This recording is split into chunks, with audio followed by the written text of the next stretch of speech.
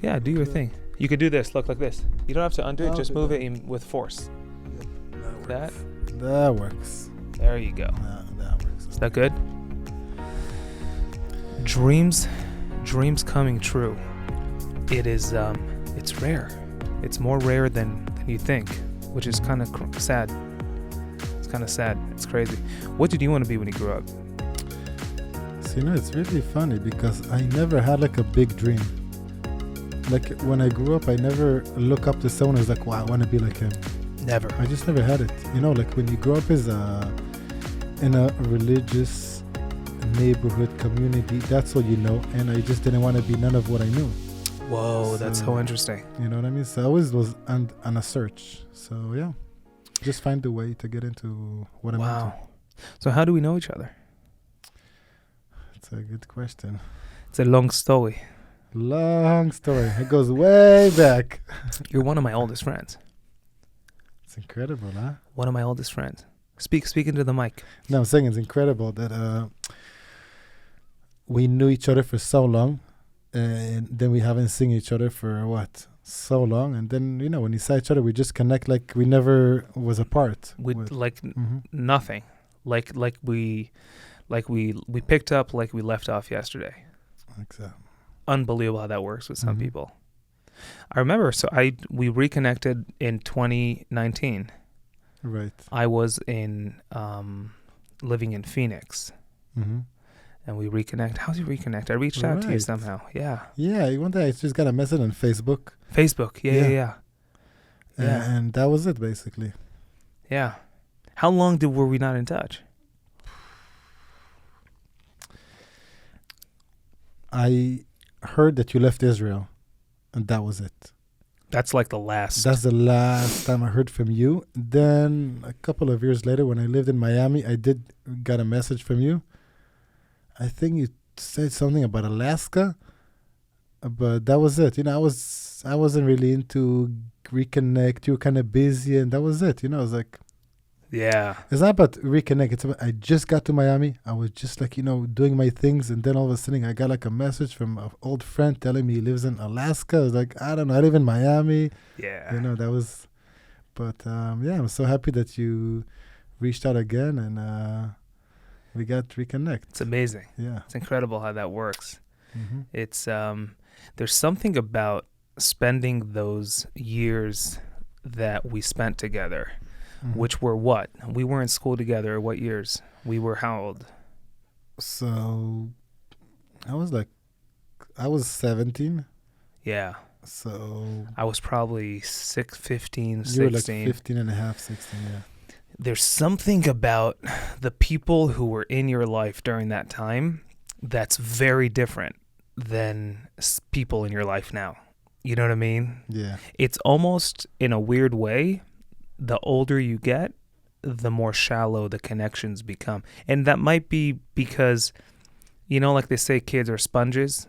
Mm-hmm. Like when it comes to learning a new language, I don't know this, but maybe the younger you are, the more deeply and more of a sponge you are with friendships and connect. Maybe it leaves a mark on you. I don't know. But it's interesting. Yeah, maybe, yeah. It's interesting because there's no one in my life, like even now, no one will take the place or fill that space that someone, who I grew up with has. Absolutely. Which is crazy. One of the things that I feel like I missed in America, I'll tell you what, actually I think about it, here and there, it does cross my mind that, you live in America, you maybe have a better life back, if you wouldn't come here, but you give a lot. You give so much. You give your friends. You give up. Not really you're giving up, but you're willing to just be a part of them. And especially when it's like a big thing in your life, it affects you. Yeah. So for me to be here, I always make sure it has to pay off. Ooh, that's so interesting. So a little background. So we both know each other for many years. We've known each other from Israel. We both lived in Israel. Right. So this is interesting what you're saying. So you're saying when you moved to the States, you sacrificed a lot, which you have. We all have. Like you just said, we're away from people we grew up with. It's difficult. But it's interesting. So you consciously maneuver through life with the thought of this needs to pay off.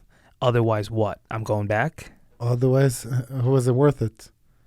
Interesting. Yeah. So you actually think of it that way. Yeah. Very much. Every day? Not every day, but when I'm like encouraged to do something and I don't feel like doing it because whatever, I was like, is it worth it or not? Wow. And you think back to that sacrifice of moving here. So I never actually moved here. I just went to have some experience. I always heard about America. My family is Americans, of course. So all my family used to come to visit. And one day I decided, why shouldn't I go and visit them? See what is America all about? How old were you? The first time that I came to the state, I was 22. First time to the States, 22. Yeah. Mm-hmm. Wow. Yeah. So your English, did you guys speak English at home? No. I grew up, so that was my first language until I was like 4, something like that. Then I can't forget that day. My dad came home and he was like, no more English in this home. So that was it. And I was like, I totally forgot my whole Why do you do that? English. I understand. Today I understand it. Back then I was like, what was the point? Blah, blah, blah. But, when you grew up in Israel, if you want to send your kids to a school, if you want them to have friends, you got to play the role. You know what I mean? You can't just be American in an Israeli school. Right. So Right. he wanted me to be Israeli. Good for I him. think he did a good job with that. So, You're more Israeli than I am. yeah, mm-hmm. Like I was like he never allowed me to speak English when I was young. You know what I mean? That's so interesting. It's almost like the opposite of what I think most parents anywhere in the world, not just Israel, because I would think that most parents would send their kids after school to learn English because it's a useful language to know in the world. Mm-hmm. But your father was like, no more English in the house. No more English. You want to know English? Learn Hebrew, then you can do English. Wow. So, yeah. And you agree with his decision, looking back? When I look back, now of course I wish I had it, but I understand why he did it and why he said it. So yeah, I understand. Makes sense. It makes a lot of sense to me. I love it. So you moved here, and you were 22 when you moved here, or was that just the first time you visited? Yeah. So I never moved here actually. So I went to visit. I went to work for the summer here. Just had some experience, and I went back to Israel. I went and finished school. And What do you mean finish school? So I was learning like some computers and stuff like that. Yeah. Okay. Mm-hmm. More like IT. Okay. Uh-huh. And then when the school was finished, I got a call from a friend of mine. He was like, hey, want to come work, for Christmas time, blah, blah, blah. I was like, sure, why not? I went there, and I was doing pretty well. And I was like, wow, it's, I actually had a really good time. What was the job? So I was working on those kiosks, in the mall. So you were selling stuff. I was like, hey, ma'am, can I ask you something? Yeah, that was me. I was talking with someone recently about this, and it's not fair because you can't say, hey, can I ask you a question? You already asked them a question. That's where they stop. It's not fair. It's all the idea of approaching someone or trying to sell someone, just get him confused. You know what I mean? Does that work? It worked for you? It worked for me. In most cases, yeah. Most, like I wasn't like the top salesman, I'm not going to tell you I was no, it wasn't me. But when I was, when you working in a mall and you have a mission to sell, you sell. You do whatever you need to do. No. I don't think I would do anything I had to do. I don't think I was lying to people in that way. But I was definitely confusing them. Where... like not confusing in a bad way, like when I go from point A to point B, I'll get there, You do what you got to do to get there. It's hard to say, like, no, I'm not going to steal, I'm not going to lie, I'm not going to do, but I'll approach it in a very, very nice way so you will agree with what I need to tell you. Do they, when you get into that, I've never done that, but I've heard a lot about it. When you get into that, do they teach you how to sell, or is it one of those things where you show up off the street, you say, I want to do it, and they say, okay, start, and then you just start stopping people? Is there training? Yes, there is a training. There is. There is a very, very special training to be a salesman. For the And kiosk. for the kiosk, yes. Whoa. So for everyone watching, if you're walking in a mall and someone stops you at the kiosk, there's probably training that went into it. Yes. I did not know that. Like, it's not like a school training, but it's definitely like a couple of days of hard training, or there's a training behind you, and you gotta follow what already been practiced on other people. So what's training like? You stand with someone who's done it for a while and they... yeah, there is special questions you ask. There's special things you mentioned during the speech. But the thing is, in the end of the day, if you have it, you got it. If you don't have it, you don't have it. Interesting. So you're saying there's training. The training basically makes the goods great. Yeah. But if you don't have it, the training won't help you. Yeah. Fascinating. What are some questions they teach you to ask? Do you remember? Absolutely. 2 o'clock in the morning is like trying to sell. It's like, I can't wait to hear this. Okay. I'm walking in the mall. Go ahead. That Ask me a sounds question. bad, huh? Ask me a question. So what are some questions? I'm curious. So first of all questions you ask, we don't care for your like what you really do. You know what I mean? I don't care if you're a nurse. I don't care if you're a lawyer. I don't care if you're a pilot. I don't care if you're a movie producer. It doesn't matter. But those questions, I memorize it for the closing sale. So when let's say, so how was your day going? I was like, oh, my day is going great, right? So I was like, okay, cool. So what do you do for a living? Let's say I'm a lawyer. Okay. I don't care if you're a lawyer. I don't care. But so, first of all, I'm trying to understand if you need my product, through the questions. But in the end of the day, I need to know if the person can afford it or what he does for a living, like how he thinks, So if I know it's like someone who doesn't really understand finance and stuff like that, so you're probably just going to let him go, you know what I mean? It's not something you want to deal with. Whoa. But so you always, all the information that you're asking, you kind of keep that information for the closing. This is fascinating. So you gather information in the beginning, and then, so here's the question. When you say closing, you mean you already sold something to me or not yet? Not yet. So the closing is what you say right before I'm buying. Exactly. And by remembering the details about me that most of my friends don't even remember, it makes me feel special. Exactly. And then I'll buy your product. Exactly. Interesting. So you're a savage. So I'm like, yeah, I'm a savage. No, you're a calculated savage. Yeah, that's me. No, not really. No, I can tell you that I think a lot of shit that I never agree on that. And you would see stuff. I saw things, wow, like very unfair things that I saw. But I can tell you. Okay. Go ahead, what did you say? Like how, I'm curious, like what's the worst? Lying. You know lying mean? 100% a true lie. I don't think I lie. Yeah. Like maybe try to do it a little smoothly, but don't lie.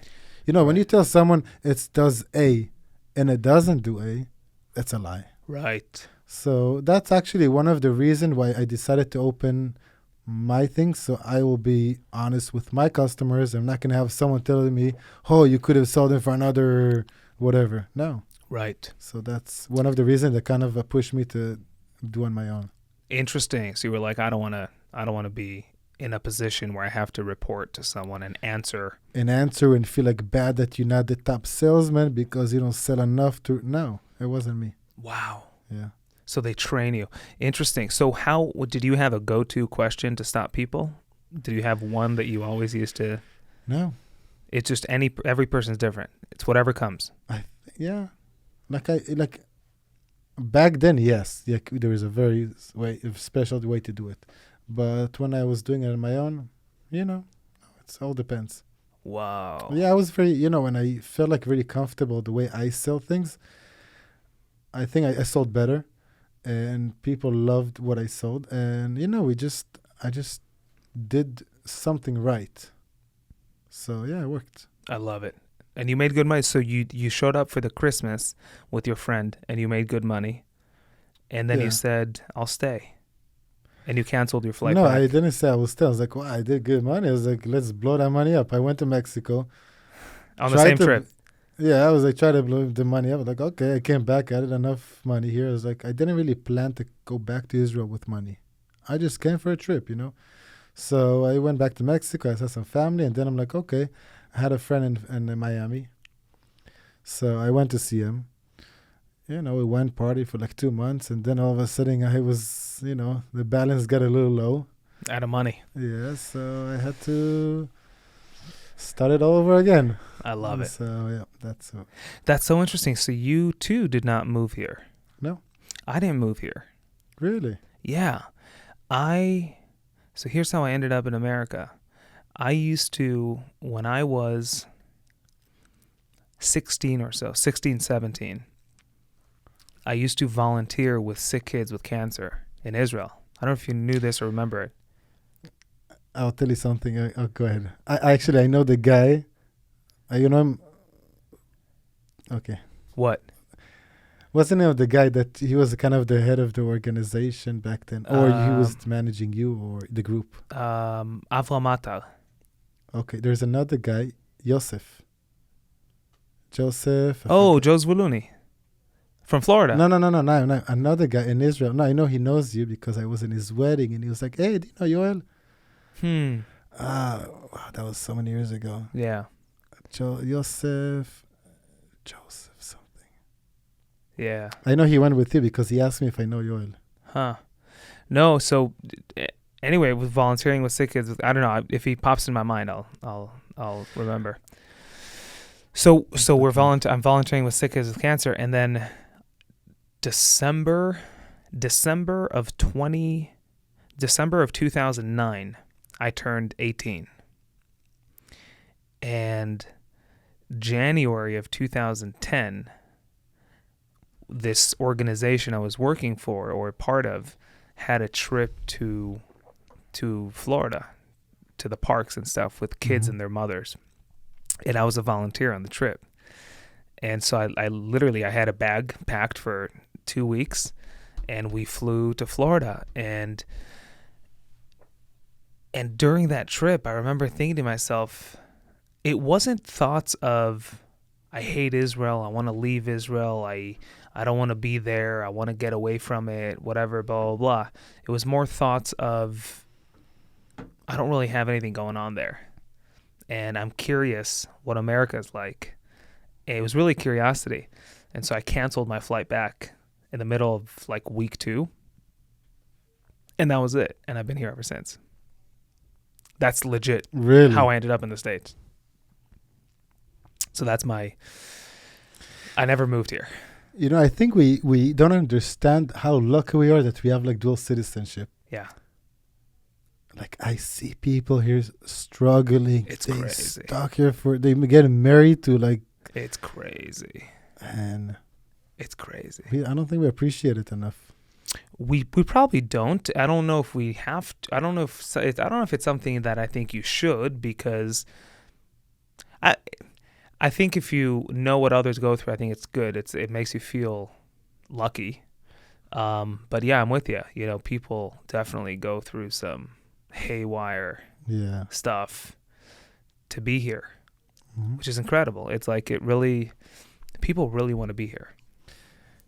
I don't think I'll ever want to be here if I wouldn't have this citizenship. Same here. Oh my God. If I had to go through, that's not my personality. I would never, like, who knows? I don't know. Right. But yeah, I'm with you. It's a blessing that, I mean, I was born in New York and you have dual citizenship, and it makes a big difference. Yeah. Crazy. So you stayed here, and did you start working in the kiosks when you needed more money, when the cash pile ended? Yeah. You kept stopping people? You gotta do. You kept asking people, hey, can I ask you a question? I'm like, hey, sir, can I ask you something? Not a question, something. What's your favorite, Hanukkah or Christmas?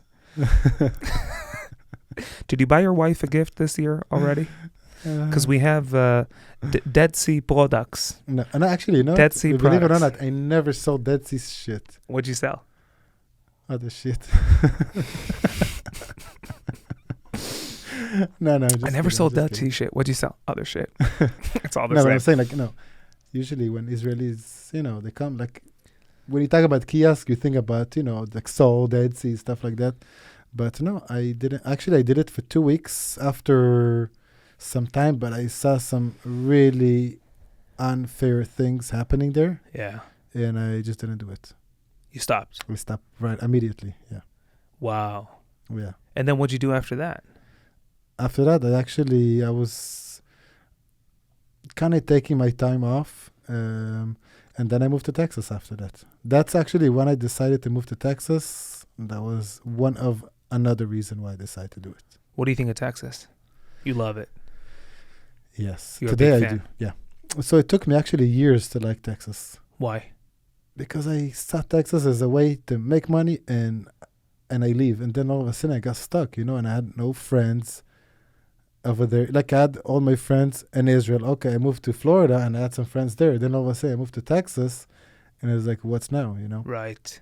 Like I didn't really care because I came for 7 months.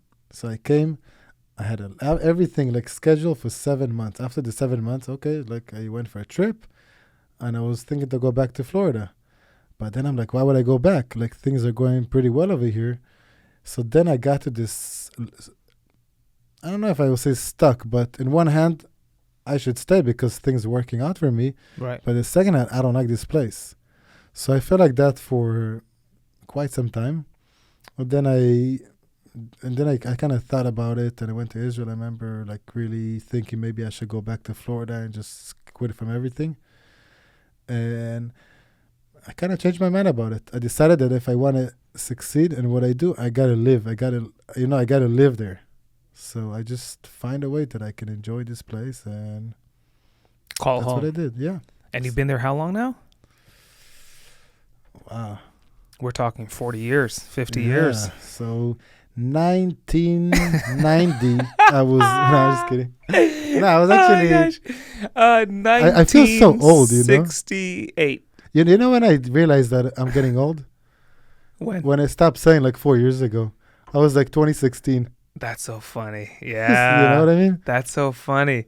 Ooh, that's a good way to look at it. Yeah. You know you're getting old when you no longer use the number of years, but you start saying a year number. Exactly. Back in 26, that's what I said before.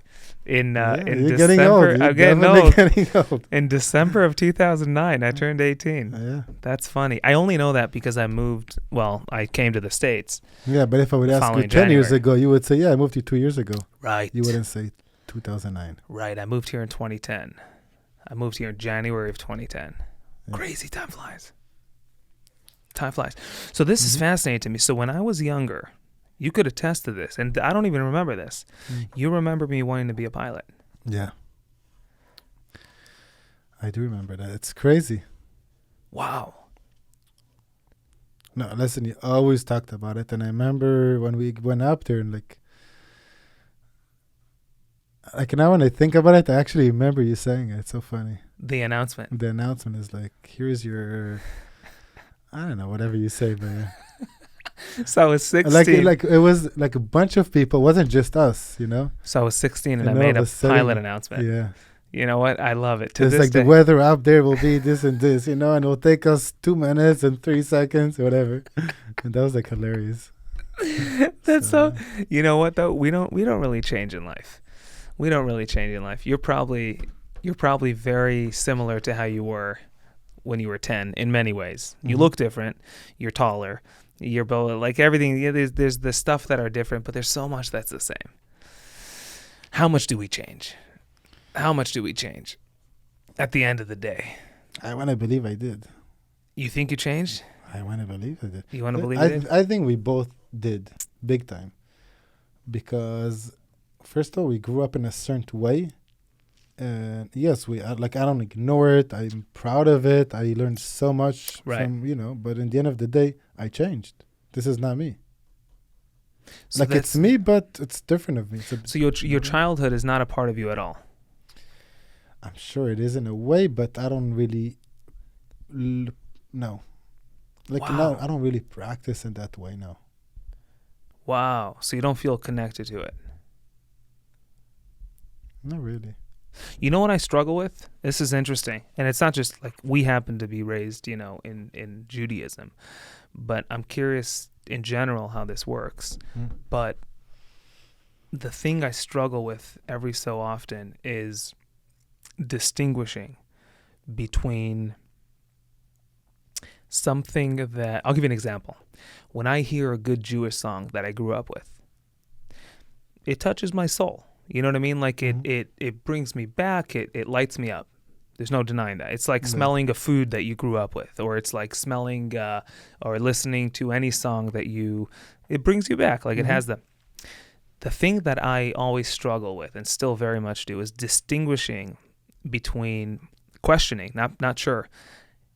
What is it about this song that makes me feel that way? A, is it because it's part of a religion that is really real and it touches my soul in a way that other songs don't? Or B, it touches my soul because it's a childhood memory, which has nothing to do with religion. And I think it's very difficult, not just Judaism, not just us. I think I'm assuming many people, to distinguish between, like, how do you tell? How do you tell the difference whether or not this turns you on, lights you up for this reason or that reason? Because both could be equally true. And so that's interesting. Like I enjoy the Shabbat, the Sabbath, the weekend ritual, the whole thing. And it's like, is that because it's real and it's part of a religion that's true and all, or is it because it brings me back to being a child again and a kid, and I grew up with it, and it's memories, and that's like, did you ever find yourself questioning that? Like, did you ever even stop and think about that, or does that not cross your mind? You don't think about that? Not really. You're lucky in many ways. You don't. It seems like you don't think about it. You don't think about your past too often. I don't think, because I don't regret it. It's not something that I carry on. I don't know. I just move on. It's like, I don't think what happened 5 years ago, and I don't think what happened 20 years ago. It's there, but I don't think about it. Do you ever think whether or not you're living your life the way you should? Yeah. You do think that? Of course. In what way? I think in so many ways. Like, almost in everything. Like as I told in the beginning, like I'm here in America for a good reason. Is it worth it? Do I do something good? Or like actually it comes in many, many ways. But Judaism related? I'm sure it does, yeah. I'm sure actually everything is around religion. Interesting. Yeah. Because it's hard for me to make friends, not because I'm a hard person to make friends. Speaking to the I'm saying it's not really hard for me to make friends, but to make friends who will understand me the way, my background and my childhood and stuff like that. So, but yeah, I definitely think about it if it's, but it doesn't really make me feel like I want to go back, like I missed something in my past and I should do things different. No, I don't go there. You miss the sense of community. Community, yeah. Community is important. Community is huge. You know what's crazy? I hated it. When you were there? I hated it until I didn't have it. Is that amazing? Then I'm like, wow. Why, people don't care? I was like, no, people don't care here. I was like, oh. It's amazing how life works. People, yeah. If you don't have something, you really appreciate it. I don't know if I hated it as much as it was never something I really thought about. It's all I knew.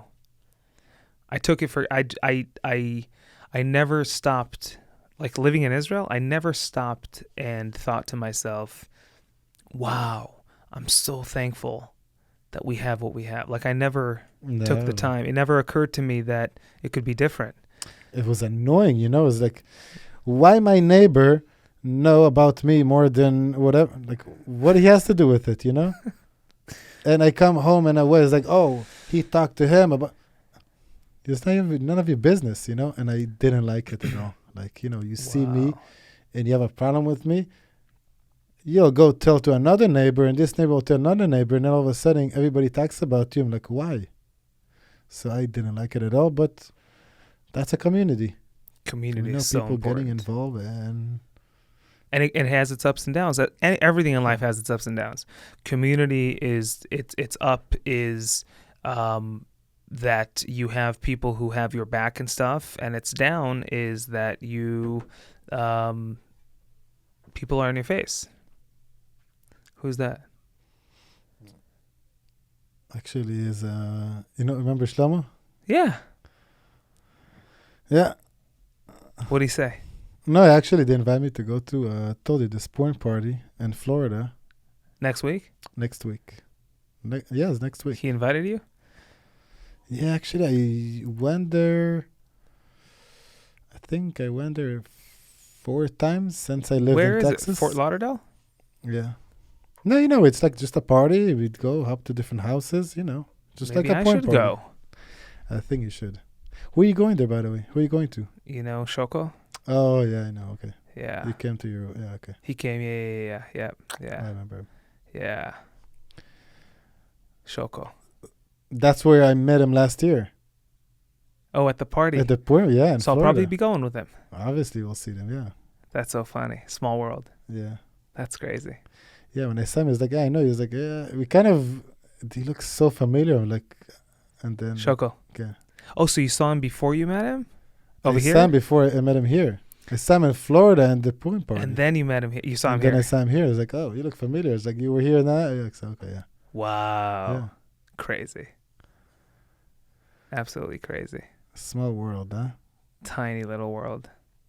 Tiny little world. Scary. It was like, he tried to disappear. Then it's like, oh, you know him? It's like... Especially now on Facebook, it's so crazy. So many people I meet, you take your Facebook and it's like, oh, we have like 3 or 4 mutual friends. Mutual friends. But here's my thing about that.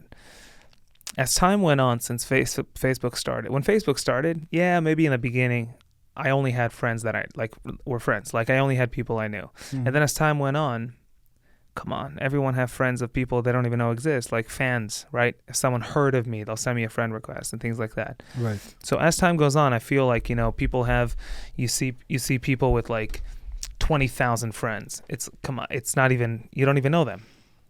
So the more that kept happening, the less mutual friends meant anything, because everyone have mutual friends because everyone's friends with everyone to an extent. You know what I mean? Especially for the world we come from. Mm-hmm. You know what I mean? That's how I think of it. Yeah, but when let's say if you younger, you try, you just have a lot of friends, a lot of people a lot of people you can go out with. But when I can talk about myself, when I get older, when I think it's like I have my close friends and I have all the rest. What do you consider a close friend? Close friend is someone I will actually will go out with, enjoy, spend quality time with. You won't go out with an acquaintance? Just someone, not really. I wouldn't really enjoy it, Right. Like I'll go out maybe to a bar, whatever, but I'm not gonna go on a trip. It's not something I enjoy. Right. You won't go on a trip. I'll spend like an hour or two, but I got enough. And I have friends I can, I actually call them and we have good conversations and, So I think it's kind of divided when you get older. Good friends are hard to come by. Yeah. Like I don't really feel like I need too many friends anymore. Right. Like back then I was like, yeah, we need more friends. You're trying to meet new people, you connect. Expand your circle. No, Yeah. I don't need it. I don't want it. Like I want to say I don't need it, but I don't want it. Like it's not like something that I'm looking for. I would like to spend my time different with people that actually cares about me and people that I care about them. Your priority shift. Yeah. Wow. Incredible. So, Yaakov Avinu. Tell the people something in Hebrew. Tell Tell the people something in Hebrew so they know the Free language. the people. Free the Jews. I have a lot of friends who we grew up like the same, but they have so much baggage on What do their you mean? back. Means I have baggage. Everyone has baggage. yeah, but they always like blaming what happened in the past. Oh, you know what I mean? yeah. And That's it's the like worst. just They're victims. grow up, dude. Just do whatever you gotta do. Dude, Like they're you already victims. that was happened 10 years ago. They're victims. Yeah, well, I hate it. Well, that's the saddest thing ever. When someone is a victim, because what? Let's think about it. What's the problem with being a victim? Other than being whiny and I'll annoying, tell you what's the I'll problem? tell you what's the problem. Okay, You never take responsibility. right. And if you never take responsibility, you can never change or grow or move past. Part of what moving past entails is owning. Like you said, taking responsibility, Mm-hmm. acknowledging, admitting, coming to terms with. Mm-hmm. As long as you're a victim, your entire focus is on the other person. And it's a detriment to you because, again, you'll stay there your whole life and you'll never move past it. And that's really what's sad. It's sad. And I'm not minimizing the pain. I'm not saying that kids who grew up in a religious environment and have it shoved down their throat, I'm not saying it's fun. I'm not saying it sucks. Yeah, but who cares? It's time to move on. 100%. 100%. It sucks. It sucks. It was hard. It was difficult. You probably have some memories but at the end of the day, we all have one life here to live. You're an adult. And you know what, though? Here's the one, there's many common things, but here's a common thing we all share, all humans. I don't care who you are, where you come from. We all do the best with what we have. That's it. And sometimes what we have is less, sometimes what we have is less pretty or less attractive or whatever that might be. Mm-hmm. But that's the only way to make it work. I mean, I wish I had so many things different. But at the end of the day, I have a choice. I could stay there in my head and wish and wish and wish, or I could do the best with what I have and just kick ass in whatever area that I'm really good at. And it's a choice. Mm-hmm. Where am I looking to shift my focus to?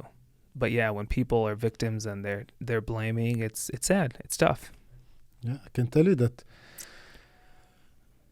when, like, let's say in the beginning of COVID, it was easy to blame everybody else, Yeah. But then I snapped out of it and was like, that's opportunity, you know what I mean? Right. So it took me a long time, first of all, to change what I was doing, just to learn like a new thing. So instead kind of going back and like I was like, him and this and it's not my fault. And, I was like, but at the end of the day, no one cares. Right. So No one cares about your problems. nobody cares. Your mommy cares. Not even her. Who cares? Think about it. You got a problem, right? Let's say. Not even her. Like no one cares. No one cares. That's true. People are, they're busy with No, they their will problems. tell you they care. Exactly. They can't care too much. How much they care? They have their own problems. Right. So, it is what it is. Even your mommy doesn't care. Yeah, fuck man, she doesn't care. And listen, I don't blame her. Were you raised in I'm curious, were you raised in a home that, so here's what I have in my head. So you're a very independent person, right? And you know what it seems though? It seems like our entire group who we grew up with are very independent.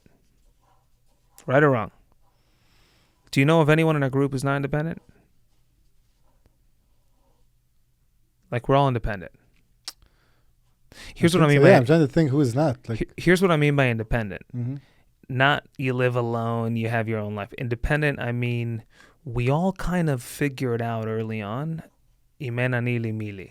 If I don't take care of myself, who will? Ain't gonna happen. Ain't gonna happen. And if it will happen, like I shouldn't count on it. That's what I mean. And I feel like all the people that we grew up with have that energy, have that, because for good reason. Like we all left, we had this religion shoved down our throat. And I think we sort of came to terms with the fact that, okay, it's down to me. It's down to me. And it's on my shoulders. And it should be, if let's say you raise in a certain way and you want to leave it, so you got to pick a different way. It's your responsibility. Yeah, right. No one will guide you. Right. Because you have no one to go to guide you. So here's what I'm curious about. Were you, like the type of house you grew up in, were you raised in a home where you would say you were primed to sort of spread your wings and fly on your own when you turned and became an adult? Or were you raised in a home that that didn't come natural to you and you had to figure it out?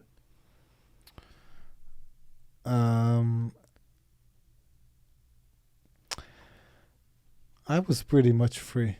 I pretty much did whatever I wanted. Yeah. From a young age? Yeah. Like even if I wasn't allowed to, I just did it. Man, we were such rebels. I was, we were such savages. Listen, not even sad. That's not the word. Yeah, I feel so bad, You gave him hell. Yeah. You gave him hell.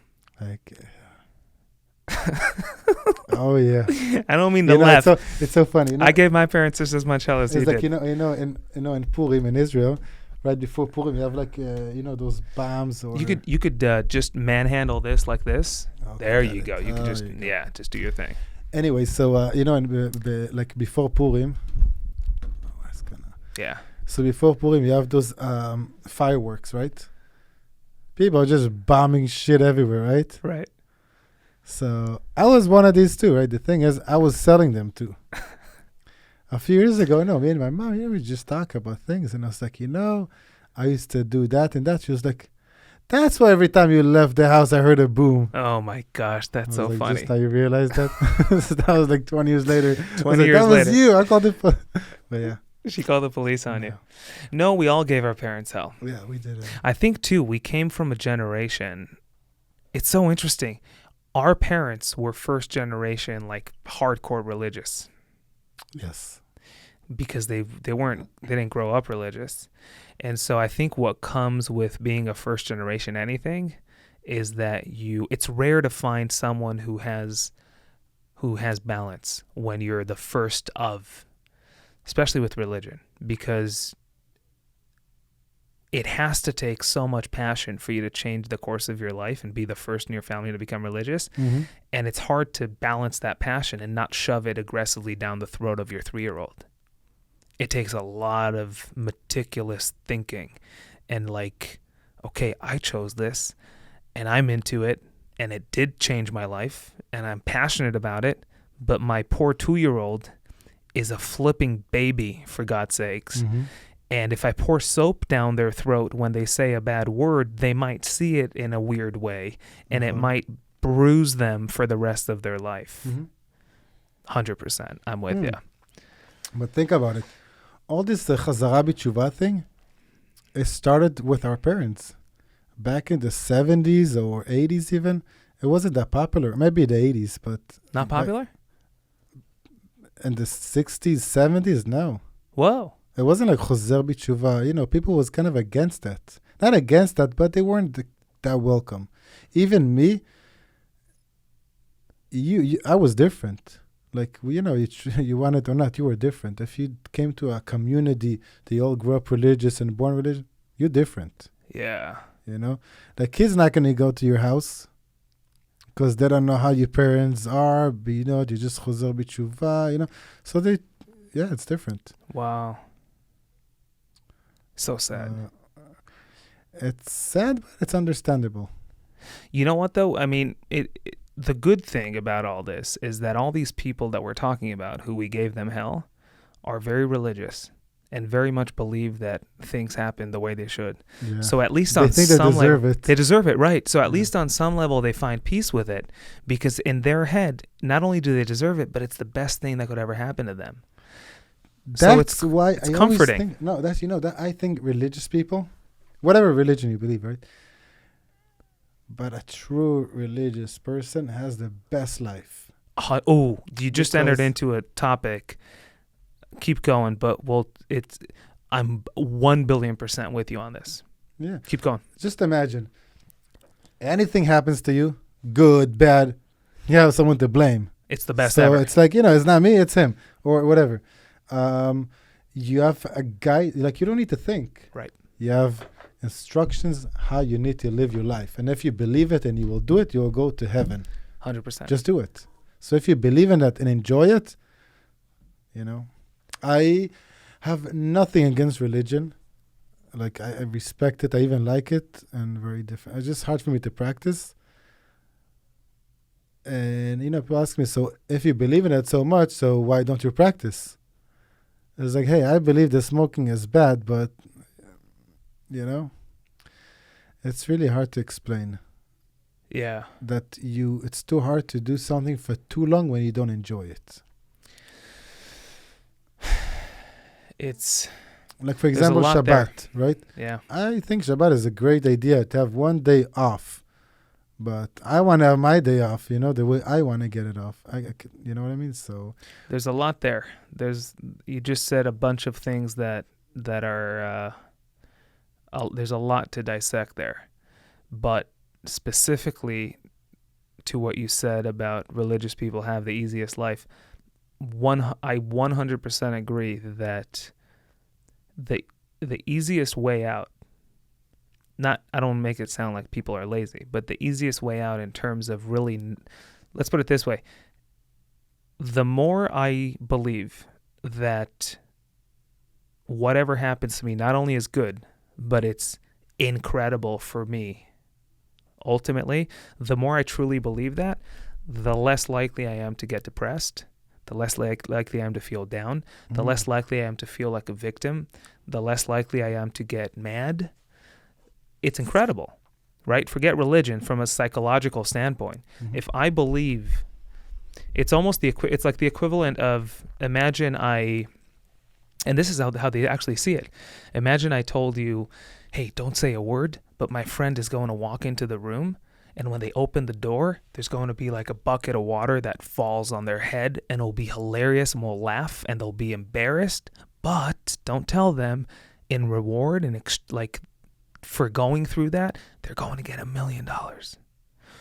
And then they walk through the door and the water fell on their face and everyone laughed. It would be the equivalent of that person knowing that they're going to get $1 million in exchange for this. It's like, not only is this water good on my head, but it's the best thing that ever happened to me. The more you think that way as a religious person, essentially, the better it's not rocket science. It's 1 + 1. The better your life will be, the less, the less depressed you'll be when things happen. And so from that standpoint, it's unbelievable. It's the best. That's the best selling pitch ever. Like, who doesn't want to feel good? You know what I mean? Like, who wants to feel like, oh shoot, or nothing has a reason, and then I'm the one who got picked to be whatever. It's crazy. I think it's also like person, like, I like to be a freelancer. I never had a boss. Like, actually I had, but it just didn't work out for me. You want to know something? I realized I didn't learn this as early as you have, but I learned it semi recently in my life. The what? I learned it semi recently in my life. I'm unemployable. You can't be managed. I know. I can't. Just do what you think is right, and you will do it. I know. Yeah. It took me. I'm thankful that I learned it now. I could have easily never learned it or learned it in my 60s. I'm unemployable. I could try and I could this, but I'm too. I don't know what it is. It's not a bad thing. It's just I learned that about myself. But you knew this about yourself for a long time. Yeah, I always knew it. I was like, I can't have someone who tells me what to do. I just couldn't. Even with my parents, I just couldn't stand when they told me what to do. Even if I knew it's the right thing, but don't tell me.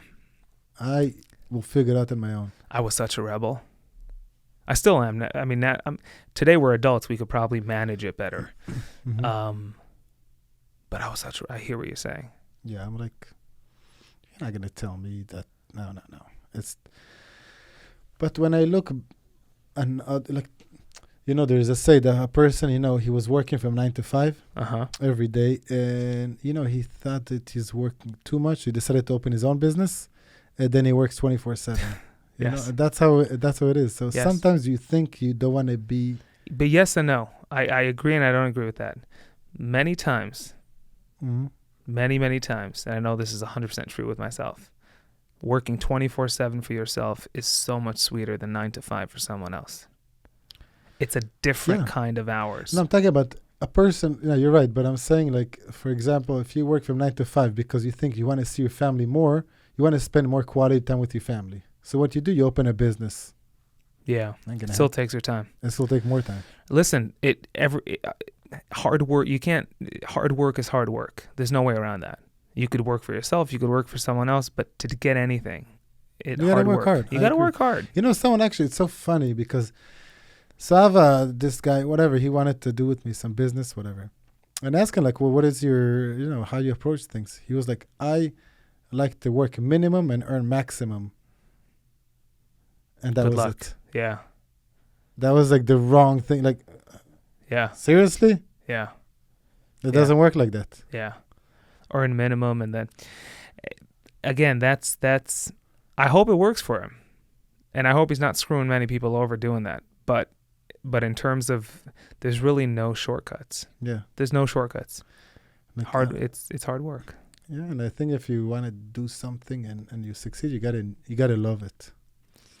If you don't like what you do, you're not gonna work. You're not gonna work like fully. So this is interesting. I've heard this many times in my life. I hear what you're saying. Although, what I would say is, I don't know if I would go as far as saying that to do a good job, you have to love what you do. But I will go and say that without loving what you do, it's really difficult to do a good job. That's what I would say. Yeah, no, you're right. You're right. Okay, I'll tell you more than that. You can do something you hate of doing as far that you being rewarded for that. Exactly. So even if you don't get paid enough, but you like what you do, so It's easier. that pays off. It's That's easier. yeah, you're right. It's part of the payoff. Yeah. Right. And again, the more you love it, the easier it will be to be phenomenal at it. But if you hate it, you could be great at it if you're getting compensated, Mm-hmm. right? Like, I'm going through the suck for what I'm going to get for it. Yeah, And that's absolutely. fair. But yeah, loving it definitely helps. Yeah. Crazy. As far that you're getting enough reward for that, you will love it. You You know what I won't. mean?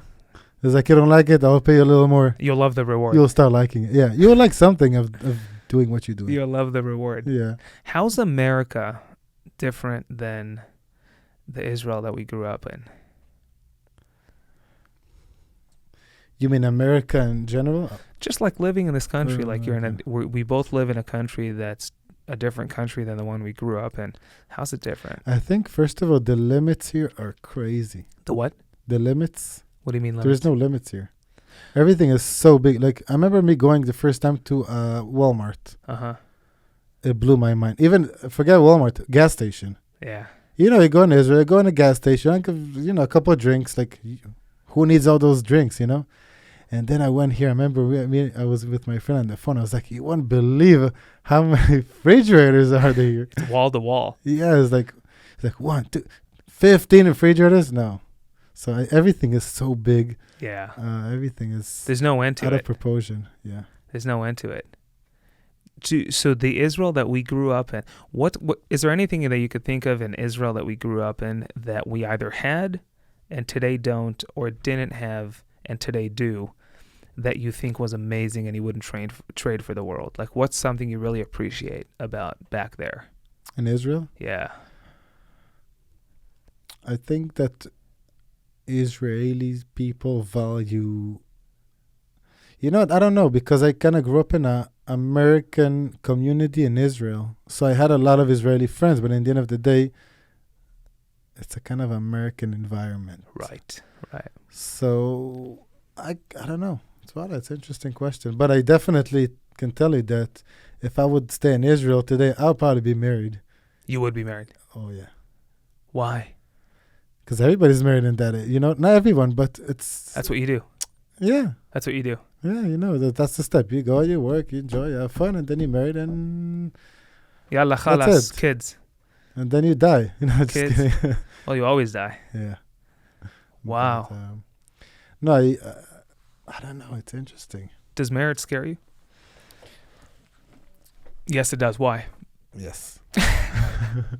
Very much. Does it Why? really? No, I think it doesn't scare me. I don't know. I never like push myself to be married, But you did Doesn't date. scare me. Yeah, I did it. So why not the marriage? There's something about marriage that's heavy that you're like, okay, I'll be way more careful and cautious with this one. So never went to date someone to get married.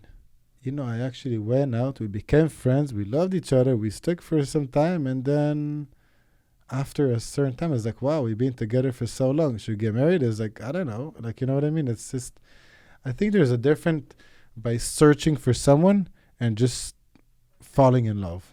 Like falling in love is just being with someone's like, I like you. It's like, you never really search for it. And I think for me, it was like, wow, I need to search for something that will match what I need. Versus you just be with someone who's like, okay, I know the person, I need to, maybe not everything is what I expected, but Interesting. you gotta compromise, So when you met people in the past, marriage was not like on your mind? No. So what was on your mind? Relationship. And I never went out to date someone. It just happened. It's like, It just we love happened. each other. It's like, okay, we've been together for some time. Now, I never really date someone in Israel. Right. So I dated someone right when I moved to America. Not right after, but, it didn't really give me some time. And I was like, oh, no, I just moved to the state. I need to know what's up before I do any other moves, And then that was it. And then it happened again. I didn't really date too many girls. I'm a long-term relationship person. Wow. I don't play around. Like when I like something, You like it all the way. yeah. And I go to a restaurant, I like some dish, that's it. I'm good. I'm not going to look for other dishes. Anything else? I'm the same way. I could go to a restaurant, and I have. There's places I've gone to, like I've lived places, and I go to the same restaurant, and I don't even. Not only do I not order anything else on the menu, I don't care. I don't care. Like I know if it's good, I'm sticking to it. I'm good to go. Yeah, it must be something in our personalities, because then there's people who just try the whole menu. Oh yeah. There's different people. Yeah. Yeah, actually, I spoke to someone like a few days ago. You what? We sat in a restaurant, me and a friend, and it's funny that he always liked to try every single thing Dish. on the menu. Like, I was like, you like it? We both like it. Like, why to go? And then I looked at him. I was like, wow, he's a little older than me, single, never had he had maybe one long-term relationship. But I think it's also relate to this kind of a mindset. I got to try it all before I choose what to know. I'm not this kind of person. I will try a few things. When I like something. That's fascinating. So you're comparing, wait a minute. So you're comparing a person sticking with one thing on the menu and not caring what the other things are to like dating. There's some guys. No, it's funny that you mentioned, because actually I was with someone we sat in a restaurant a few days ago. Is he that way in all areas of his life? Like, is he a serial dater? That'd be a curious study. Yes. So he moved in so many different states, right? Tried so many different things. We went to eat something. Why you order 3 different dishes? He always like to try new things. We decided to go to a certain place. For a whole day, whatever. He's like, oh, let's do this, this, and this. I'm like, why? Let's enjoy one thing. Right. He's like, no, we have a whole day. Wow. Maybe that's that person, but I'm sure it has to do with not being satisfied where you are. You always try to look for something more. That's so fascinating. It's amazing how we're stuck in our loops. We are who we are. And it really is this. It's the same loop in different colors in different areas. Like it could be the same loop on a menu at a restaurant, and it could be the same loop dating, and it could be, it's insane. Tell him, are you telling him what you're doing? No, it's actually Talking to the microphone. Talking to the microphone. Give me 1 Ladies second. and gentlemen, this is your captain speaking. My name's Yoel. We'll be landing in about 25 You have minutes. that a nickname? Like when you're flying, what's your name tag? I don't have a name tag. How does that work? My name is Yoel. But you know why? So many people, especially from Israel, they come here. They have a nickname? Yes. You never heard of it? Are you talking about Israelis, or are you talking about the military, the fighter? No. I'm talking about Israelis. Nicknames. I don't have a nickname. Like, then that's not a nickname. They just changed their name. You want to know? Yeah, it's funny. Okay, you want to know something funny? Probably 2 years after I moved here, I'm 100% with you. So my name is Yol. And Yol is a little different. Like, if you tell the average person in America Yol, the response will probably be like, how do you spell that? Right. Like, it's not typical. Yeah. And about 2 years after moving here, either I have no problem with my name. I never have it. But I think on some level I was kind of tired of telling people how to spell it every time I told them something like that. And I started telling people my name is Joe. I swear to God. 2 years in, I'm Joe. And to this day, there's a person in my life who calls me Joe because she met me during that time. So I'm Joe. I'm Joe the pilot. So you're still Joe. I'm Joe the pilot. You still Joe? To this person. Oh, it's your one person. Just this person. Okay. There's probably just like one person from those few months, I forget how long it was, that I called myself Joe. And what happened? You just feel uncomfortable calling you someone who's not you? And then, yes, and then all of a sudden, I forget specifically what, but I remember I just kind of reached a point where I said, you know what? I'm not Joe. Like, who's Joe? I'm not Joe. I don't know who Joe is. It didn't feel personal. Yeah. And from that point on, I'm like, you know what? My name is Yol, and if you don't know how to spell it, I'll tell you how to spell it. And if you need me to say it again, I'll say it again. And if you botch my name and call me something weird, I don't care. Exactly. I'm not uptight about it. But that's my name, and ever since then, I'm Yol, and I love I love my name. I think it's a weird saying to like love my name, but I never had a problem. I never thought about it twice. Like, my name is my name, and I am who I am, and. Yeah, but I hear you. People from Israel come here, and their name is like Yerachmiel, and they call themselves like Giovanni. Giovanni. What the hell? Who is that? Giovanni. You know, I had a friend of mine. He went too far, but he was so dumb. He went you know too why? far. Listen, he changed his name. Like, he literally changed his name. Legally? But you know to what? Jorge. I was like, did you move to Mexico? Jorge. Why did he do that? Jorge. Oh my God. No, it's not. It's not Jorge. It's George. I know. George. That's the thing. He changed it to Jorge. Now when he comes to America, like on his passport, it says Jorge.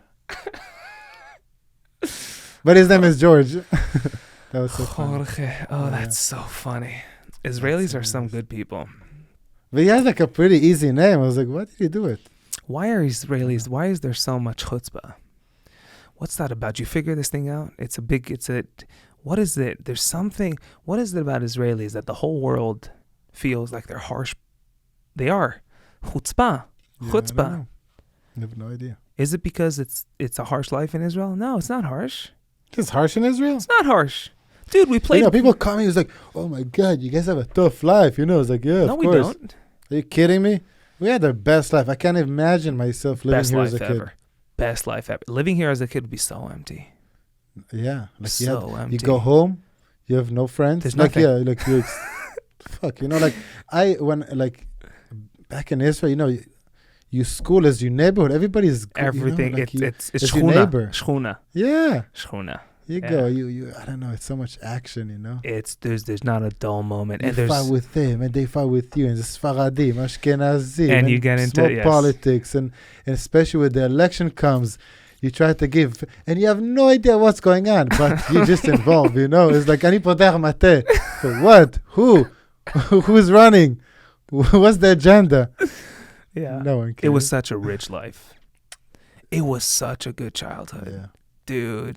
I you asked me like what do I think about different about Israel and America. I think one of the really good things that I learned in America, that you can give free compliments. You can give or get. No, you give flick. You know, you can get, but compliments doesn't cost anything. Right. You know, when I see something nice, or I see someone is looking whatever, I will just tell them like, you know, oh, you're looking good, whatever. In Israel, it never happened. You cannot tell someone, hey, you're looking good, because like, what do you want from me? Right. People are they look at you very, very suspicious way. Over here, it's like, Right. they're very naive, and it's fun to be naive, because you don't think now, like you think good. Right. You're very positive. And if someone is doing something bad to you, it's not your fault. It's their fault. They're bad people. That's so So in interesting. this way, you always try to be in the protective way. No one will try to take from you anything. Over here, it's like, why would you try to take? Right. So I think to be naive, it's very good. And that's Americans, are very naive. That's so interesting. I never thought of that. So in Israel, if you compliment someone, their head goes to, okay, what's going, like, what is he Yeah, want it's a from me? protective What's mode. coming It's like, next? yeah. What are you trying Right. to get? What are you trying to get? Yeah. Whoa. That's kind of weird. Yeah, it is. But, wow. What happened? No, I told you this. Talk about it later. Oh, it's what you're dealing with? No. It's, I need to go. You don't want to tell the people what you're dealing with on your text? Is it legal? You don't want to share? I love it. No, of course. No, it's just of, yeah, whatever. Ooh, here's a good question. Yeah. What's something I don't know about you as my friend? Like, you're my friend. Right. What's something I don't know about Yaakov? It's a good question. That's a good question. You don't know about me. The thing is, I'll tell you why you know about me more than a lot of people who hang out with me in the past 5 years or whatever. Because you know me before I became who I am today. And everything is related to the past. 100%. So I think you just know me way early in stage in life. So I know the real you. yeah. Yeah. So I don't know, like, I think I'm a kind of open book. I don't really try to hide anything. you know? Yeah. Dude, you're how crazy is it? I'm thinking, you know what I'm thinking about now? Your grandmother's funeral. Yeah. Dude, that was a crazy thing. I still think about it. Really? I do. Like how life works. I don't know why it hit me. You know what I learned from everything, like what I really picked up from all that situation that I was, with my grandmother and everything. When she called me and she told me, like, I needed to come now. And I said, I can't come now. That was Friday afternoon. I was like, I can't come now, but I'll come Monday. Shabbat, the weekend. I was like, after the weekend, I'm coming. Right. And then she passed away the same night. Now, I regret one thing. I regret that when someone asked for help, she never told me to come. Never asked. But when someone asked for help, you don't tell her Monday, because no one asks for help because they enjoy it. When someone asks for help, is because they get to the point they really need your help. Right. That's so interesting. No one asks for help because they enjoy asking for help. Yeah. So after that, whoever asks for my help, and they're like, really ask for my help, not like trying to use you. I didn't think twice. I don't care where you are. I don't care what. If I can do it, I'll do it now. I'm not going to wait until Monday. I'm not going to wait another hour. You called me. You need from me something. If I can do it, I will do it now. Wow. And that's what I learned from her, definitely. That's huge. And what are the chances that she lived in Los Angeles and I lived in Los Angeles? Yeah. And we knew each other. Yeah. And I just moved here. And then that happens. It's crazy. Yeah, it was crazy. It's life. The circle of life. Yeah, life is short. Yeah, I keep thinking, who knows what she was to me in a previous lifetime? I think when a person passes away, how would I say it? Any person who passes away, if you're a religion person, you will believe they're in a better place. If you're really, yeah, right. Any kind of religion. Right. You believe they're in a better place. So when you think about, oh my God, why they're gone, you're being a little selfish because they're in a better place. So you talk about you miss them, right? But they're in a better place, so let them be. Now it's not like, oh, you're happy that they're gone. It's like, no, I'm sad that they're gone, but at least I know they're in a better place. Here's what I'll say to that. Yes, but easier said than done. Agree, but easier said than done. I think you're 100% right. I'm telling you things that happened. I had a friend of mine, check it out, like, who passed away. He passed away on December. He passed away. A little over 2 months ago, whatever. A month before he passed away, we were joking, laughing by the pool and everything. And a few weeks later, he was by the ICU and he passed away.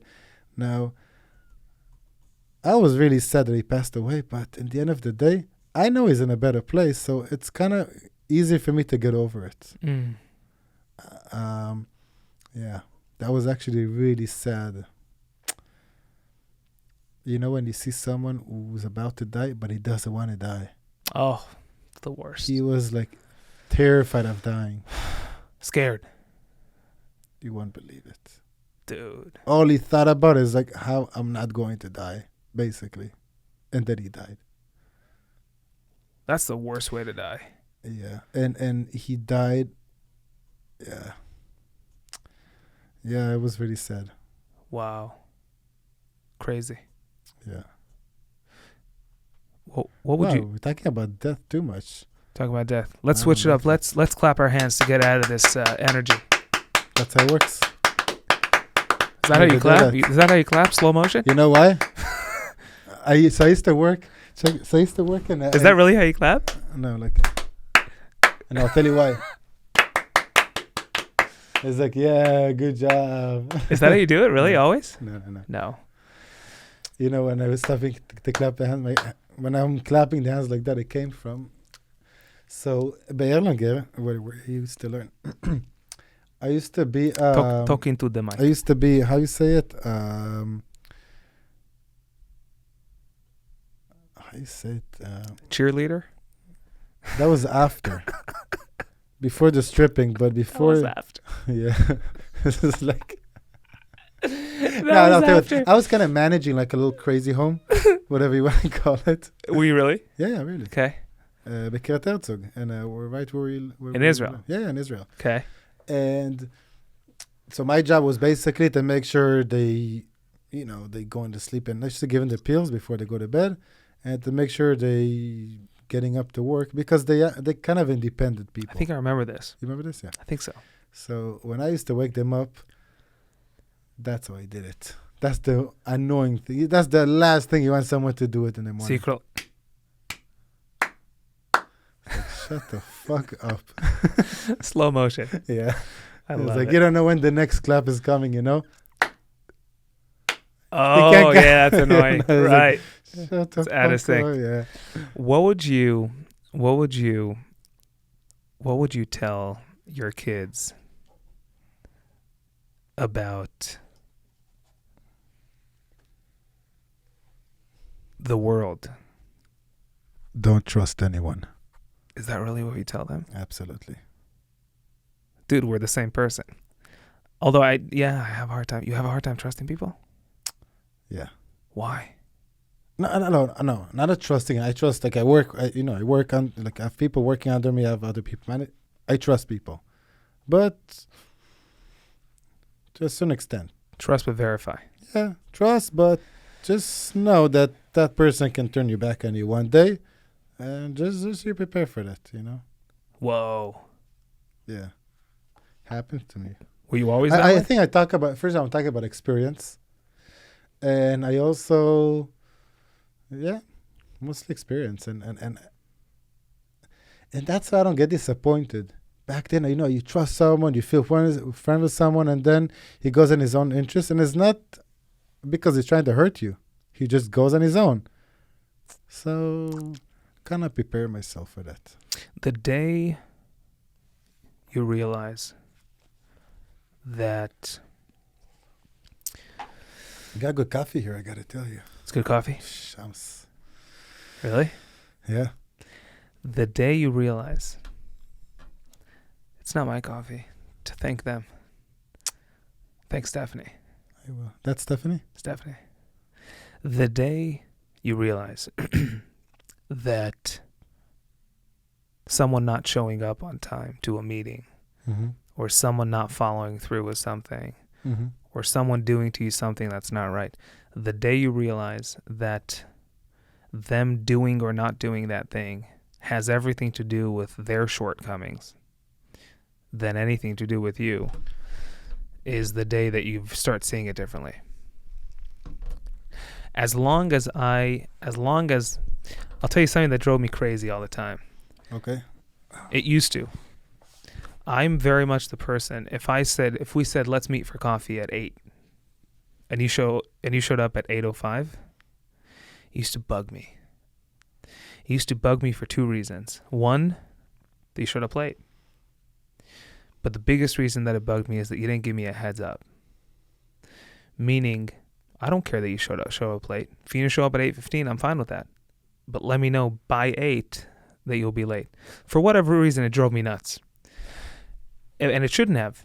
It shouldn't have. It should. I think it should, and I'll tell you why. But it drove me nuts until I realized Mm-hmm. that the reason you didn't show up on time had nothing to do with me. As for whatever reason, you showing up at 8:15 made me feel like I am worth to you so little. Here's what I'm worth to you. Being late by 15 minutes. That's what I thought. That's how I saw it. Meaning that's my worth. That's what I mean to you. I mean to you so little that you could just show up 15 minutes late. And then I shifted the thinking to, wait a minute. This person doesn't show up on time to anything. This person's late to work. This person, no one trusts this person. He was late to his own wedding. Right. No one trusts this person. This person can't follow through with that. This person can't be trusted with whatever. The day I started seeing the big picture and not focusing on myself so much, it had nothing to do with me. Like So interesting. you know what I mean? So them showing up 15 minutes late has zero to do with me because they do it with everyone. And so from that point on, I'm like, okay, it doesn't bother me as much. It doesn't. And when it does happen, I go, I hope this person figures out in life to at least give people a heads up. You don't have to show up on time. There's traffic. There's unforeseen circumstances. There's last minute stuff that come up. Like, we live in a crazy world. I'm not sitting here saying that, yeah, whatever. But we have a phone. You could shoot me a text. There's no excuse, you mean, why not to... There's no excuse to not give me a heads up. There is a good excuses for not showing up on time, but there's no excuse to not give me a heads up.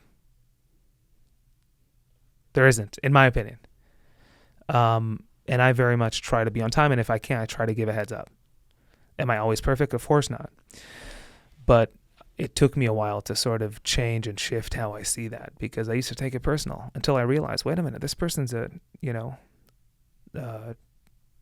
this person is as non-trustworthy with everyone, not just with me. Mm-hmm. So. No, actually, it's... When you don't think that everything is around you. Yeah, the less I'm the center of the universe, the happier I am. The more I'm the center of the universe. People is like, oh, he didn't show on time. He does. It's like, no. Yeah. He just didn't show on time, and that's how it is. Yeah. And there is people you can't work with them because that's their personality. Yeah. There's people, they don't care if you show on time or not. It's amazing, right? Interesting, yeah. Actually, I there's one thing that I hate about Talking people. to the mic. There's one thing that I really hate when people do is don't get up in the morning. It What do you just mean? drives me crazy. Like What do you when people just start the day like late for no reason. So like sleeping in. Yeah, I just can't stand it. You don't like that. I hate it. Why? I don't know. You are up early, right? Listen, when I get up and if I see it's morning, I'm up. Whoa. Yeah. Like now I live on Texas time, which is like 2 hours earlier. So I get up like 5:30 in the morning here. Yeah. So, Wow. it bothers me so much. But wait a minute. But what if you marry a girl? Nah, you won't marry a girl who does that. So what if you meet a girl and she sleeps in? Is that a deal breaker? In a way? Like, what do you mean sleep in? Like all day? No, Like she gets up like 10 o'clock and. she sleeps in until 10:30. Oh, that's You'll You know struggle what? with that. You'll struggle yeah, with that's that. gonna give me. I'll tell you what. When I dated my previous girlfriend, she used to get up kind of late because she didn't really had a reason to get up early, but she know when I'm going to work, she's awake. You know what I mean? Like there is no like I never left the house. That's all the quiet. Yaakov No. household. She knew when I'm going to work, she's up. She's up. We both up. You wanna go to sleep after? You can do whatever you want. Oh my gosh. Yeah, you can do whatever you want, but when I'm going to work, you're going to work too. I love it. Oh, That's yeah. awesome. But I think it's good. Like I'm just like a morning. Actually, I'm a 24/7 person. Really? Yeah, I like the morning. I like the nights. I don't like the afternoons. I'm not a night person. No, I love the nights. I'm good for very little past 10 p.m. No, I'm good. 2 a.m. Oh no, 2 a.m. 7 a.m. Beautiful. You're weird. So I that's know. very unconventional. Yeah, that's why when I sleep, like usually I try to sleep like let's say around 1 o'clock. So I sleep like around I'll say 6 hours a day in average, but I do take naps, so that kind Whoa. of balance it out, you know. Incredible. So now when I work from I just put the head down, go to sleep for another whatever 20 minutes, 30 minutes. Sometimes I just wake up after 2 hours if I'm exhausted, but usually Wow. I just go to sleep kind of late at night, get up pretty early in the morning, and I do take a nap. Incredible. Mm-hmm. Shnat Tzohoraim. Schnatz. Schnatz, as we call it בלועזית. ולעז. Snats, as we call it in. What do you, Yaakov? I need to ask this question. This the last question. We need to start wrapping this up. Yes, sir. What do you think everyone should know about Israel, or maybe know nothing? First of all, is not as dangerous that you would think. I'll tell you, as a Right. proposition, let's do it this way. I think you have more chances by being shot in downtown LA. I'll say it more now. You got 10 times more chances to get shot in downtown LA than, I don't know, to something that will happen to you in Israel. So, I you know, agree. from the conflict I'm talking about. Yeah. So it's safe. I think that people over there are very friendly, but very upfront. So if they won't like you, they'll tell you straight up. To your face. Yeah, to your face. Like, yeah, we don't like you. And if not, they'll Yeah, make you feel we don't like that. you. Yeah, they'll make you feel like that. Like, no, you're not invited to this party anymore. You're not our cup of tea. Yeah. Yeah. What should people think about Israel? Well, No, I like that. question. I like what you said. It's not as dangerous. People ask me all the time. Like we talk. I said from Israel. And they go, I want to go to Israel. Oh, is it dangerous? Like, is it okay if I go? Is it safe? Yeah, people ask me And that. all the time, right? And here's what I equate it to. I equate it to an airplane disaster, meaning it rarely happens, but when it does, it's deadly and it takes a bunch of lives. That's how I see it. Right, because... Although these days, not so much, because Yeah. the stabbing, it's just 1 or 2 lives. But I'm thinking back to when I was growing Remember up, that? buses were blowing up. Wow, that was scary. That was, dude, That was scary. You were ever in a bomb situation? Here's the closest I got. You ready? And this was a famous one. Do you remember Kav Mispar 2, number 2 bus? Absolutely, by Shmuel Hanavi. Shmuel Hanavi, Motzei Shabbat. Yes, Saturday night, yeah. Saturday night. So here's, Actually, it was... I'll tell you when it happened. It happened, and I think last week or the week before, 12 years ago or 15 years ago. 15 years ago, probably. Like 2 weeks from... Dude, I'll never forget it. Apparently I had a hard time sleeping as a kid. Mhm. Apparently. And I forget, there were some tests that needed to be done, like they had to connect stuff and just see why I'm not sleeping. I think something, I'm not even sure, something like that. Mhm. So long story short, I had to spend the night in this facility. And they basically hooked you up, and they were monitoring, like taking, Mhm. and it was that evening. My dad spent the night with me, and I was in bed, and I didn't go to sleep yet. It was like evening time. And all of a sudden, I hear boom, like a crazy, and that was it. We were like, I forget how the distance, but I Really? heard it with my own ears. I heard it Wow. because it was a facility close to downtown, and I'll never forget that. That was just one, but to think that we were raised, I know for myself, I can't speak for you. I can't believe that I was raised, my brother and I, we grew up, so there's no such thing as school buses in Israel, right? So you take the public transportation. There's no, I don't remember a school, I took a Yeah. public transportation to school. We had like Maybe okay, there's school buses, maybe, I don't know. whatever. I took public transportation.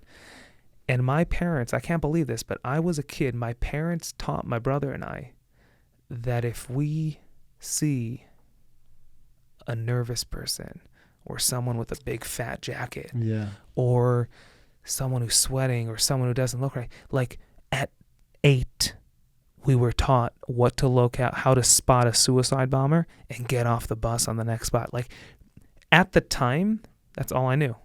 Like it was normal. Mm-hmm. But now looking back on it, whoa. Like it's unbelievable. I can't believe that we grew up that way and how normal it seemed. We grew up, yeah, a very, very Crazy. weird way. Crazy. Wow, that's crazy. Number 2, I remember that. So many people. That was like run after each other, one after another. I mean, happened like 2. It was Shmuel and Avi, Saturday night. I remember that. I forget the that's day. Crazy. Yeah. Absolutely insane. Wow. Yeah. I was actually. You remember the pigua in Merkaz Arav? No. 8 kids died. Was it a bus or No. just He went to this yeshiva, Givat Shaul, and he was shot. school? He went to a kid's school. Like it's not it's like a yeshiva. How is? School. A Shiva school. No. It's not like a school. It's like yeshiva, kollel, whatever. Merkaz Arav. It's like So it's like a college. Community college. community college, whatever. Yeah, something Yeah. like we can call. Yeah. So I remember that. That was scary. So I didn't see the shooting and everything, but we stopped right over there. You know, like we saw like a big mess going on. We Right. stopped over there, and then, you know, as a nosy kid, you just stay there and you want to see what's up. And yeah, we saw all those kids coming out. Like, you know, they brought them out of the building all dead. That was something. Yeah. You know, you don't see them, but you see like bags coming out. Oh my gosh. Yeah, and one time I was in Kav 15 bus, and I was sitting in the back of the back seats, and then all of a sudden the bus stopped, and you know the police came from, the police, they came from everywhere. They were able to stop this mechabel. Yeah, He was on the bus? he was on the bus. Yeah, No, wait a minute. So he was like 2 seats in front of me. you were on the bus with a suicide bomber. Yeah, but he didn't get bombed. They were able they managed to stop him. That was an incredible way. He didn't pull the chute? He couldn't. Why? They caught him so fast. It was amazing. So they had intelligence that this Yeah. dude had a vest on him. So I don't know what happened. He came, I went in Geula. You know, Uh-huh. you remember Geula? Uh-huh. Melchei Israel. Yeah. I went in that bus. Malchei Yisrael.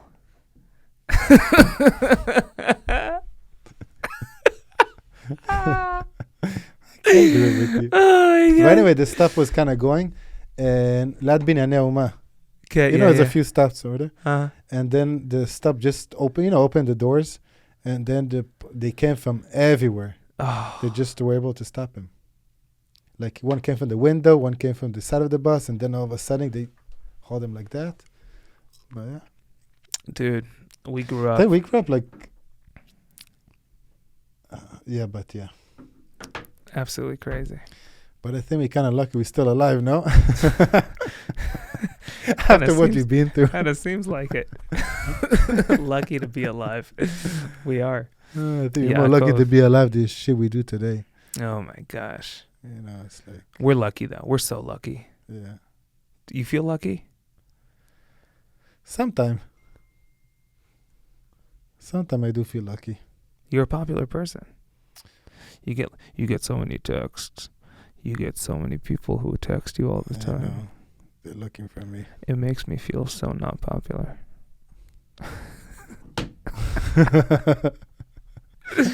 So many people send you texts. So many automated texts from T-Mobile you get. Yeah, And I get from- so many and from- scams. And from CVS Pharmacy. The no insurance. The car warranty. Oh my god! Oh, You ever fall dude. for it?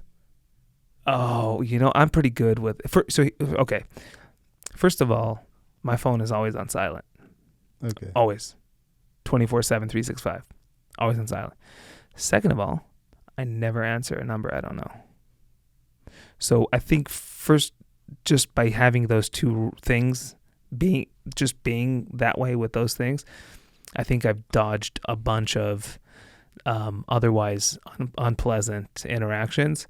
But then also I developed a good sense to very quickly figure out whether or not a text from an unfamiliar number is legit or not legit.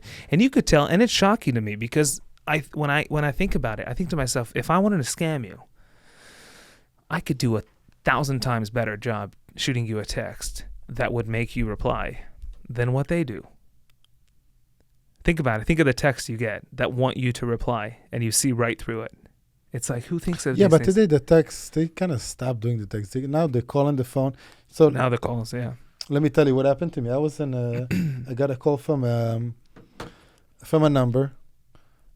No, actually, I missed a call from a number. I see like a local number.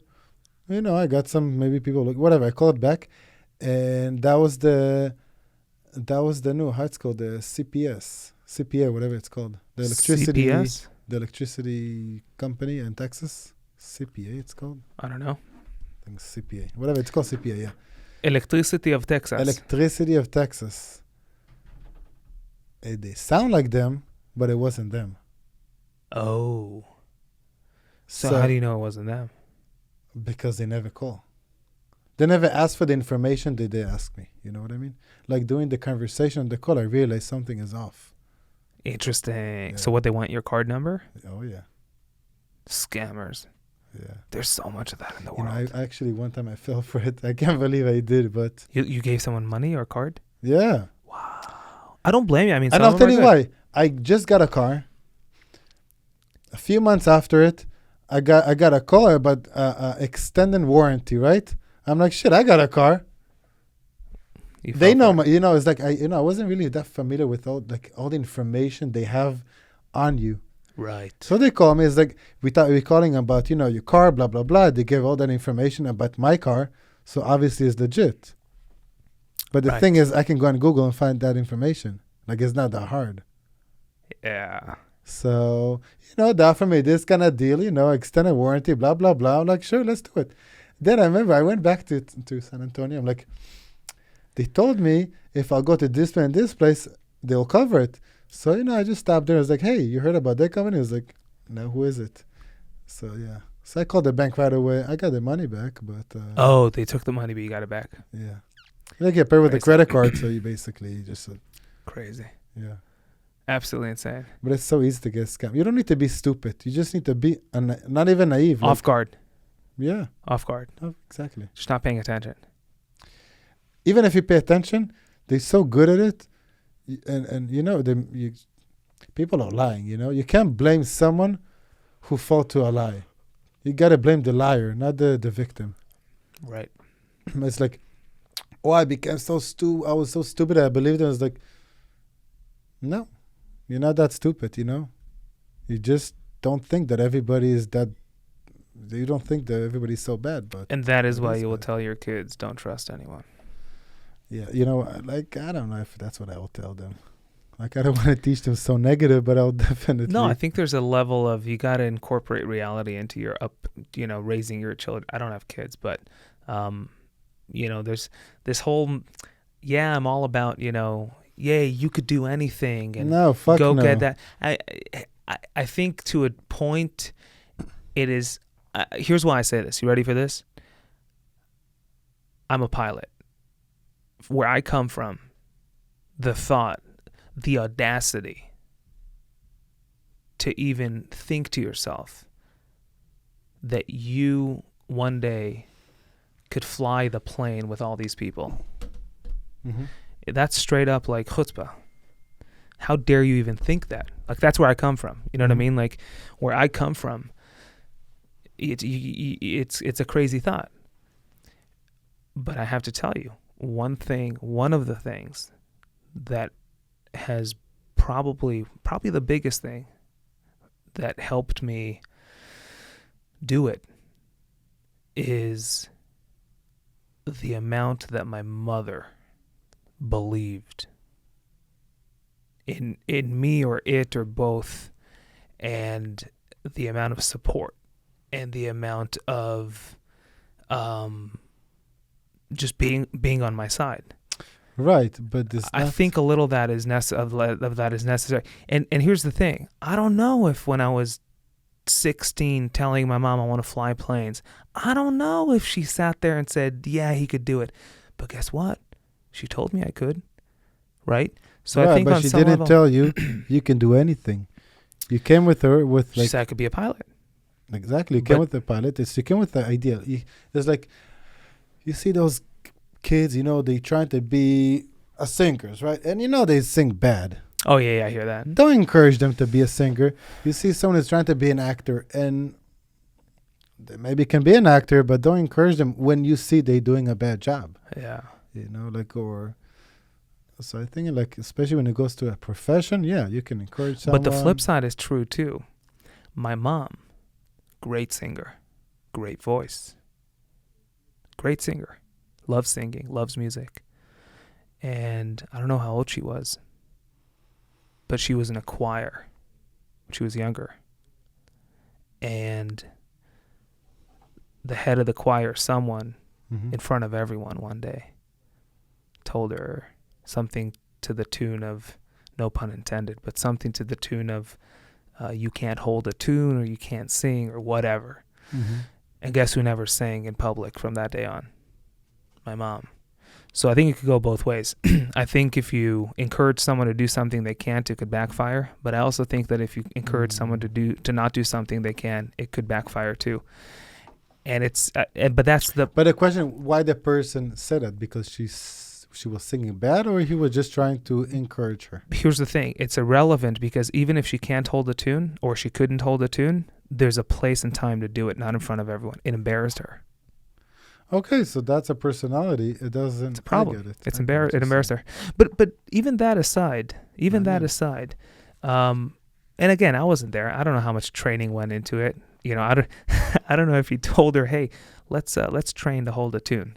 Let's work on you." You know what I mean? Like, I don't know if they did that, but I could see how a kid. So many things are told to us when we're kids, and it sticks with us. I can tell you that one of the things that I was actually trying to prove a point. I had a teacher who told me, whatever, he told me some things, you're not going to be this, you're never going to do this.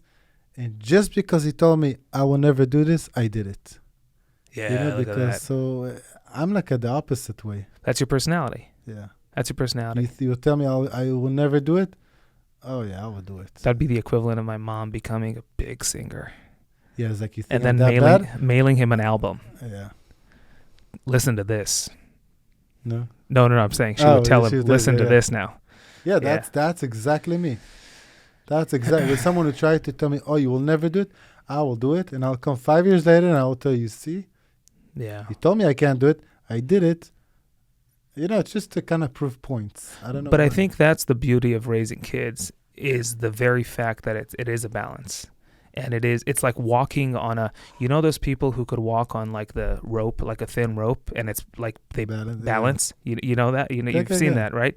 I think of raising kids that way. It's literally one day this, one day that, and it's just like, it's never still. It's balance, and everyone's different. And I think that's the beauty of it. It's the beauty is in the challenge, is that you got to be so careful to not, like you said, tell a kid something that might backfire.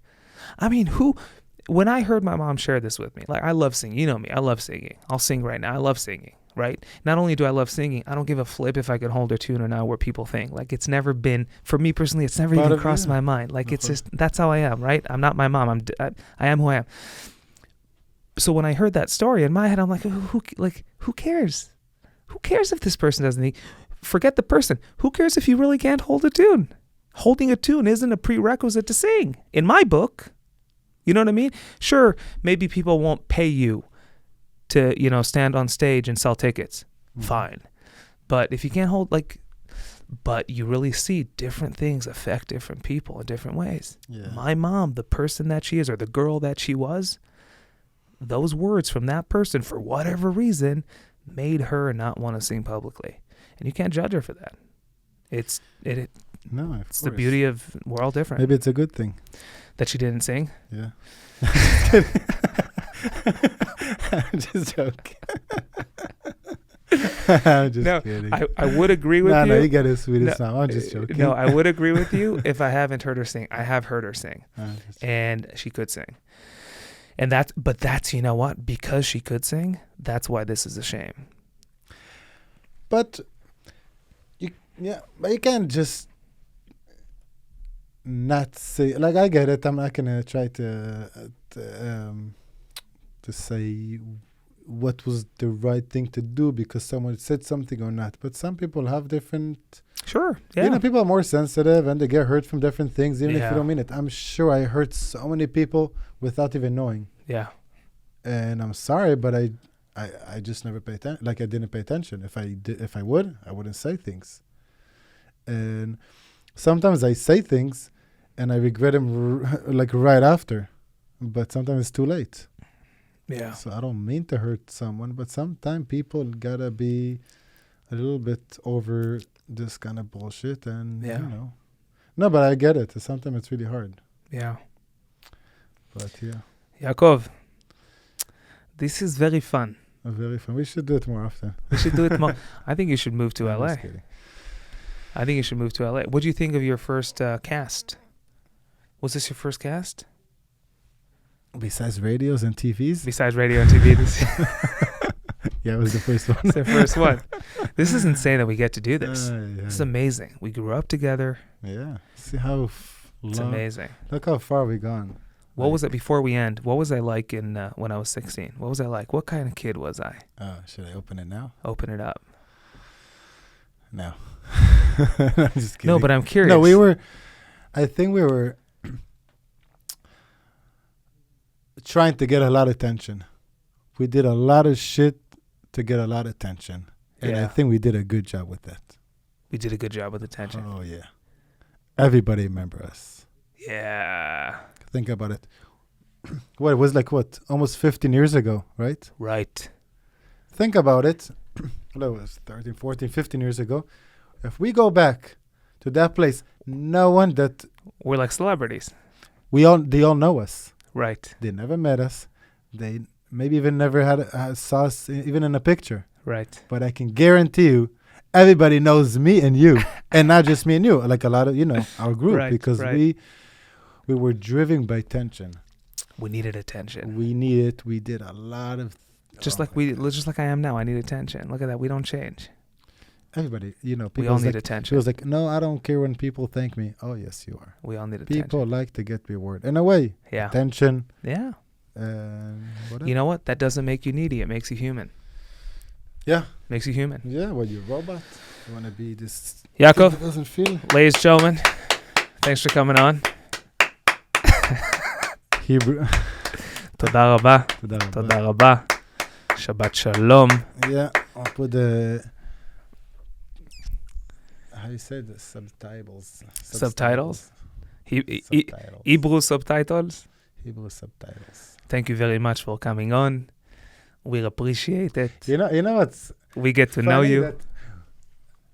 So when I first got here, I was trying to speak like proper English What, you to the States, you mean? to the state. Yeah. Yeah. So I was trying to, to speak English. You speak English, you try to use their accent. I was like, what? No one really understood what I was saying. And Yeah. then I just start to, speak English and my own accent, whatever comes out, comes out. So I'm sorry, but that's my accent. Your accent is fantastic. Phenomenal accent. Thank you. I really needed it. You know what's funny? Speaking of learning English, when I showed up, we spoke English. I didn't have the dad who, like your dad said, no more English in this house from this day on. Yeah. No, I wasn't like, no, you know. Today I understand so many, when you're a kid and your parents told you, oh, you understand when you grow up. Right. Yeah.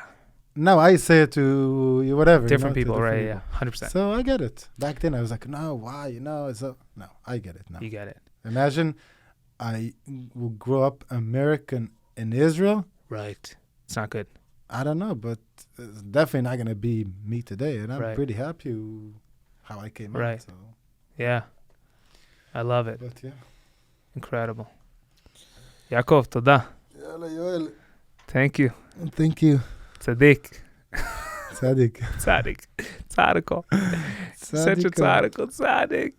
Tzadiko, he sagt er. Tzaddik. Tzaddik. Did they pinch your thing? No one pinched my thing. Like- They pinched your thing? Who called you tzaddik if it didn't do that? What kind of tzaddik you are? Such a tzaddik. Incredible. Yalla, Yoel. Yaakov, toda. Good talking Tzaddik. to you. Thank you. Thank you. Gracias. Gracias. Gracias.